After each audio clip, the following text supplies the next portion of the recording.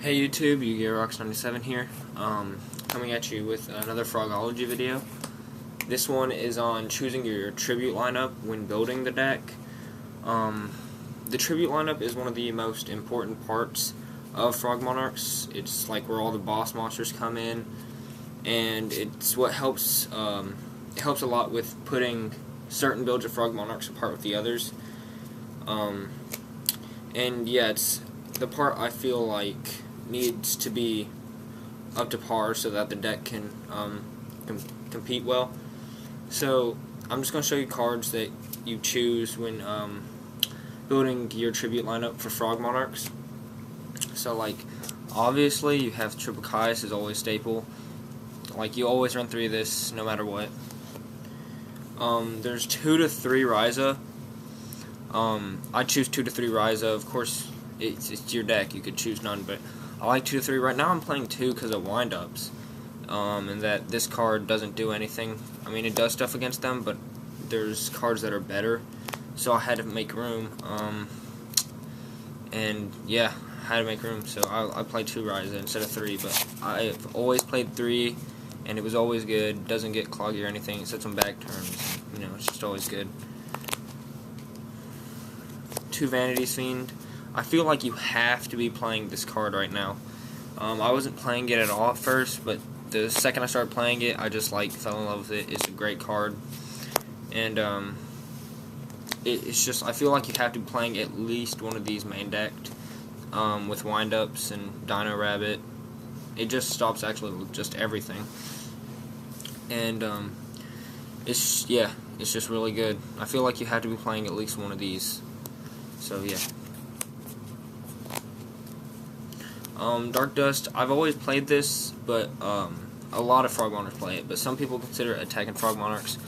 I feel like it's really good, but like I sided out against Dino Rabbit a lot because I don't like it in that matchup.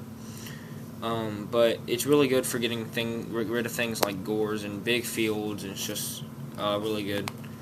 With this and Battle Fader combo, which is like why you run it. Like I wouldn't run more than one Dark Dust Spirit, because I feel like 2 of him, it'll just clog, because he comes back to your hand, and if you get caught with 2 of them, you're still only going to be using 1, and you'd just rather it be something else, and it doesn't leave you with any field advantage, so you can take hits.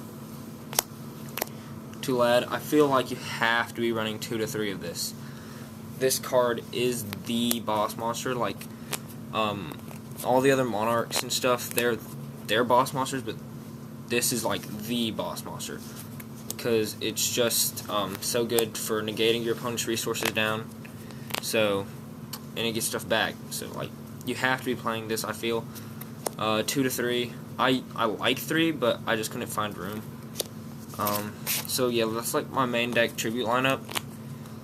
And there's other cards to think about, like Jinzo. A lot of people like Jinzo. I'm not maining him. I don't really like him mained right now. I have mained him before, like in the past, but right now I don't like it mained. And Mobius is also a good Monarch. It's really good against Dino Rabbit, just because like you don't have to activate its effect.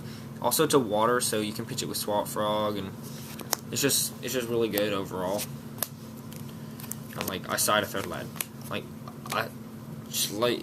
When building your tribute lineup, you have to remember that Frog Monarchs need consistency, because you can just open up all tributes and you'll just lose because of it.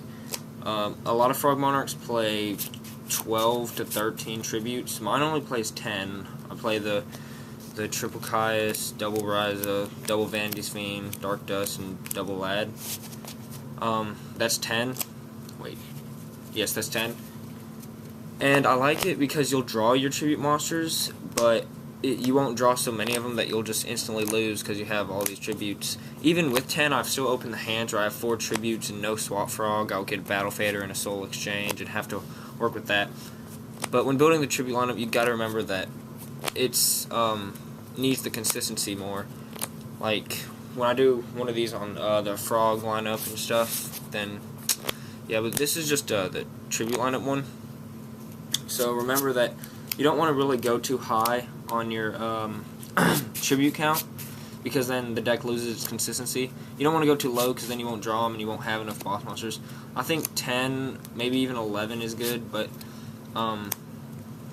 just for Frog Monarchs in general, I think 40 is the best number to run because you have to draw the Swap Frog. Well, you don't have to, but when you draw Swap Frog, it's like 95% of the time you're going to win. If you draw first turn, otherwise, you know, it's just a good card. But, yeah, that's pretty much this video. Yeah, pretty much. And also a card to talk about, Obelisk, is also really good. I like it better in Sea Lancer Frogs, but it's still playable in Frog Monarchs. But I like Lad better than Obelisks, so I'm just going to throw that in there. And I don't have an Obelisk on me, so yeah. So yeah, this was Yu-Gi-Oh! Rex 97 with another Frogology video. Don't forget to like, comment, subscribe. Bye, YouTube.